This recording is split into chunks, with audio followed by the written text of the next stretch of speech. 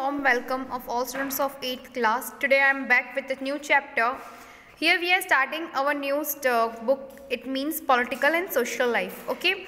So as you know that कि second sem में आपको यानी second semester में जितने chapters आपके आने वाले हैं वो 6, 7, 8, 9 and 10 हैं. So we will start from chapter 6. Okay, let's begin. इसका नाम है Indian criminal justice system. Indian criminal justice system, what do you understand by this name? That India में जो भी क्राइम होता है उसको लेकर जो भी सिस्टम बनाया गया है उसे कहते हैं क्रिमिनल जस्टिस, जो क्रिमिनल को सज़ा दे, ठीक है, जो अन्याय के खिलाफ आवाज़ उठाए. ये वाला जस्टिस के बारे में हम बात करने वाले हैं. सो लेट्स बिगिन में आपको दिया हुआ है welcome back to the news 8-9. यहाँ पे न्यूज़ एट 9 का एक आर्टिकल दिया है. Before the break we were discussing about a hit and run case that involved a prestigious Bajaj family. Their car was involved in a hit and run case 3 months back. ऐसे news आप daily सुनते होंगे कि यहाँ पे एक break के बाद यहाँ पर आए हैं ये एंकर, ये बता रहे हैं कि यहाँ पर इन्होंने एक्सीडेंट के बारे में कवर किया है, स्टोरी कवर की है जिसमें एक मिस्टर बजाज है, उनके बेटे ने कुछ किया है शायद. The case is between Mr. Bajaj and Nina, a 20-year-old location beautician. अब यहाँ पर एक ब्यूटिशियन नीना है और मिस्टर बजाज है, इन दोनों के बीच का ये केस है. Mister Bajaj admits that neither he nor his car was involved in any accident and the girl is simply telling lies to blackmail him. यहाँ मिस्टर बजाज अपने आप को बेकसूर बोलते हुए बोल रहे हैं कि मैंने कुछ भी नहीं किया है, ये लड़की ही गलत है, इसने झूठ बोला है सबसे कि मैंने एक्सीडेंट किया है. Today is the final day of the judgment. आज क्या है? फाइनल जजमेंट डे है. Of who was driving the car on 5 July 2010. ये 5 जुलाई 2010 जिस दिन एक्सीडेंट हुआ था उस दिन कार कौन चला रहा था उसके बारे में आज आखिरी सुनवाई है. When the hit and run case happened, what will be the decision of the higher court? As we wait for the verdict, let us see some of the question asked by our viewers from all over the country. यहाँ पर इन्होंने बोला कि ये जो वारदात है इसके बारे में तो हमें पता चल ही जाएगा कि क्या हुआ था, लेकिन हम जानना चाहते हैं कि हमारे पूरे जो कंट्रीज से लोग हैं वो क्या पूछना चाह रहे हैं हमसे. तो ये अमित है एक मध्य प्रदेश से जिन्होंने इनको मैसेज किया है. Is hitting someone with a car when which can lead to someone getting hurt or even his death a criminal offense. यहाँ पे अमित जो मध्य प्रदेश से ये पूछ रहे हैं कि क्या किसी कार को टक्कर, किसी कार से उड़ाना, किसी को हर्ट करना एक क्रिमिनल ऑफेंस है, तो इसके लिए क्या सज़ा होगी? सराजना Arunachal Pradesh. This case was in favour of Nina in the lower courts. In the judgment of the Supreme Court turns to be different than whose judgment will be given importance. यहाँ पर बोल रहा है कि जब लोअर कोर्ट्स में इनका मामला चल रहा था तो नीना के फेवर में था, ठीक है, लेकिन अब ये जजमेंट सुप्रीम कोर्ट्स तक जा रही है, तो अब क्या पता नहीं क्या होगा, कैसा होगा. आसमा उत्तर प्रदेश से पूछ रही है. Bajaj family is very reputed family. Bajaj family बहुत इज्जतदार फैमिली है. They couldn't have done this. वो ऐसा कर ही नहीं सकती. Cases like there just spoil their family name.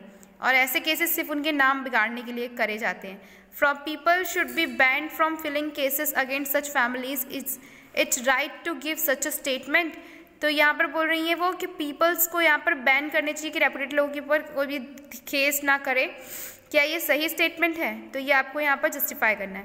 Pankaj Tamil Nadu. There is no place for justice for lower class people. इन्होंने तमिलनाडु से इन्होंने मैसेज किया कि कोई भी मतलब गरीबों को जस्टिस, कभी इंसाफ नहीं मिलता. The influential will always win in our country. What do you think? हमेशा ही यहाँ पर इन्फ्लुएंसर यानी जिसके पास पैसा है, दमड़ी है, उसी की चलती है. तो यहाँ पर हमारा क्या होगा ऐसा करके. How the case against Mr. Bajaj read the court? Let us read and find out from the case of Nina. यहाँ पर अब आपको वो केस दे रहे हैं जिस केस के कारण ये पूरी तहकीकात चल रही है. ये केस आपको क्या है? Observe the image of a road accident of a girl named Nina. यहाँ पर एक लड़की है जिसका एक्सीडेंट हुआ है, उसका नाम है Nina. Her case in the court and has become the talk of the town. ये केस जैसे ही कोर्ट में गया वैसे ये बातचीत का मुद्दा बन गई पूरे एरिया में.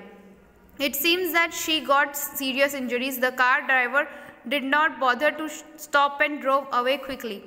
यहाँ पर ऐसा है कि इनको बहुत सीरियस इंजरी हुई है और आपको दिख रहा है फोटो में कि कार ड्राइवर फिर भी नहीं रुका और आगे बढ़ते जा रहा है. on the men on the roadside noted down and the number of the speeding car and reported the police about the accident.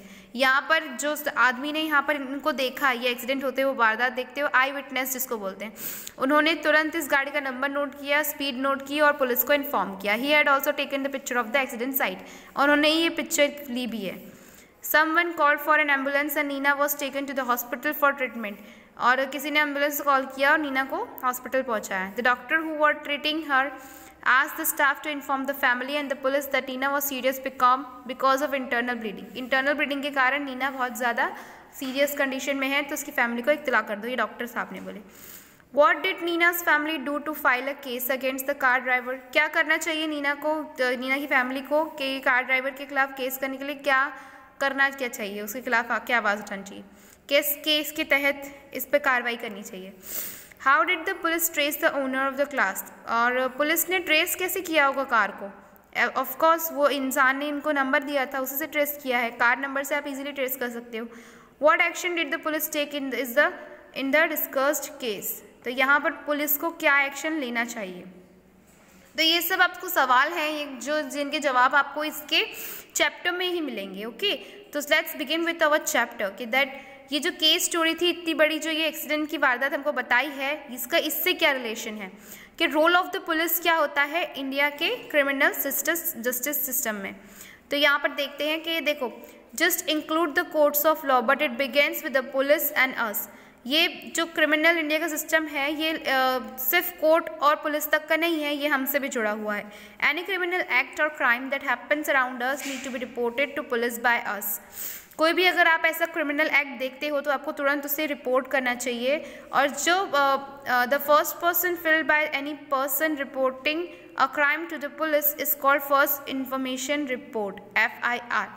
और जिसने भी मतलब पहले इत्तला किया, दोनों में से लड़ाई तो दो समुदाय के बीच में या दो लोग के बीच में होती, तो फर्स्ट जिसने भी उसके खिलाफ केस किया वो फर्स्ट इन्फॉर्मेशन रिपोर्ट यानी FIR कहलाती है. FIR का फुल फॉर्म आपके लिए इंपॉर्टेंट है, do remember it. The information, it is the FIR that initiates police investigation. The information for FIR can be given to police orally as well as in written form, and the police is directed to register in FIR case of any crime reported. अब यहाँ पर आप हो सकता है कि वारदात को मुंह से ओरली बोल कर बता दे, या तो आप रिटर्न स्टेटमेंट अपनी दे दे, दोनों में ही पुलिस क्या करेगी, कार्रवाई करेगी. The FIR is the official initiation of an investigation, thus it includes the name and signature of the person filling the complaint. यहाँ पर FIR लिखाते समय आपको अपना नाम और सिग्नेचर करना अनिवार्य होता है. फिर next, the police play a vital role in the criminal justice system. One of the most important role of the police to investigate into the matter and find evidence witness to see in the accused person is guilty or not. Accused person who, जिसके ऊपर उन्होंने claim किया है, ठीक है, वो accused कहलाएगा. accused क्यों? accused एक ऐसा पर्सन होता है जिसपे चार्ज तो लगे हैं बट वहाँ पर कोई उसका क्राइम का प्रूफ नहीं है, यानी शक की घेरे में. ओके, तो वो एक्यूज्ड पर्सन है. तो यहाँ पुलिस का काम है कि वो इसकी जांच करे कि क्या वो गिल्टी है, यानी वो दोषी है या नहीं है. Based on the investigation and collected evidence, the police then file a charge sheet against the accused. और अगर ये ऐसा कुछ होता है तो इन्वेस्टिगेशन वगैरह सामने आता है, कुछ एविडेंस मिलता है उसके खिलाफ, तो पुलिस क्या करेगी, उसके खिलाफ चार्ज शीट फाइल करेगी और उसे सजा दिलवाएगी. Remember, the police do not decide whether the accused is guilty और not. It facilitates the justice system with investigation of witnesses and evidence.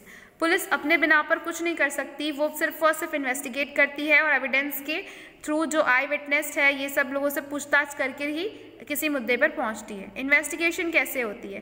तो इन्वेस्टिगेशन एक ऑफिशियल चीज़ होती है जो स्ट्रिक्टली गाइडलाइंस प्रोवाइड होती है सुप्रीम कोर्ट के पास, उसी के थ्रू ये सब होती है कि किसको इंट्रोगेटिंग करना है, किसको अरेस्ट करना है, किसको रिमांड करना है, ये सब सुप्रीम कोर्ट से परमिशन के बाद ही होता है. The police officials must carry proper, clear and accurate identification with interrogating or arresting anyone. किसी को भी अरेस्ट करने से पहले पुलिस के पास उसकी पूरी जानकारी होना ज़रूरी है कि वो पुख्ता तौर पर वही दोषी था या वही आई विटनेस है या वही गवाह है, ऐसी वाली चीज़ उनके पास होनी चाहिए, या फिर वही विक्टिम है, विक्टिम तो नहीं बोलेंगे, वही दोषी है. They cannot beat, torture or use any form of weaponry on anyone during investigation. वो किसी पर भी ऐसे टॉर्चर नहीं कर सकते, किसी पे हाथ नहीं उठा सकते ड्यूरिंग द पूछताछ के समय. They can not impose by any punishment, ये किसी भी पर्सन को ऑफेंस के लिए यानी सच बुलवाने के लिए कोई पनिशमेंट नहीं दे सकते। They have to prepare a memo at the time of arrest that must include the time and date of the arrest. यहाँ पर उन्हें जब जैसे ही वो किसी पर्सन को अरेस्ट करने जाते हैं उसी वक्त उन्हें मेमो तैयार करना पड़ता है कि उन्होंने कौन से डेट को और कौन से टाइम को उसको अरेस्ट किया है।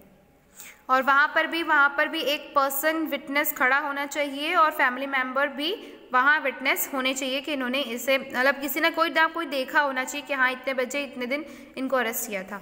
Our Indian constitution also provide some fundamental rights to every arrested person. हमारी जो जुडिशरीज ने यहाँ पर फंडामेंटल राइट्स उसको भी दिए हैं जिसको अरेस्ट करके ले जा रहे हैं। आर्टिकल 22 के तहत be informed about the charges and reason of the arrest and time of the getting arrested. यहाँ पर उन्हें जाकर ऐसा नहीं कि बस किसको भी उठाना है और अरेस्ट करके जा लेना है, वहाँ पर एक अरेस्ट करने वाले पर्सन, अरेस्ट वाला पर्सन जो दोषी है उसके पास भी राइट्स होते हैं कि उसको जानने का हक है कि उसको क्यों अरेस्ट किया जा रहा है और किस टाइम पे वो अरेस्ट होने वाला है। नॉट टू बी टॉर्चर्ड और ill treated by the police custody.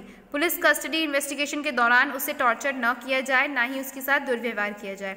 Be presented in front of magistrate with in 24 hours of getting arrested. जिससे ही उसको अरेस्ट किया उसके 24 घंटे के अंदर अंदर उसके खिलाफ कार्रवाई और जो मजिस्ट्रेट है उसके सामने उसको पेश करना ही पड़ेगा। It is a law. Right from women और चिल्ड्रन बिलो 15 ईयर्स। 15 साल के नीचे बच्चे या औरतों के लिए stay they do not to be called the police just for questions and answer. ये सिर्फ पूछताछ के लिए उन्हें पुलिस स्टेशन नहीं बुला सकते। और एक और लॉ है कि रात के समय किसी भी लेडी को नहीं रख सकते इन्वेस्टिगेशन के तौर पर, ठीक है, कि इन्वेस्टिगेट करना है हमको, तो वो लॉ भी नहीं है। और लेडी पुलिस ऑफिसर ही आती है लेडीज़ को अरेस्ट करने के लिए। Our constitution also lays down that any confession made by a person in the custody of police cannot be used as an evidence in the court. The power of police as well as the rights of suggestion were well defined.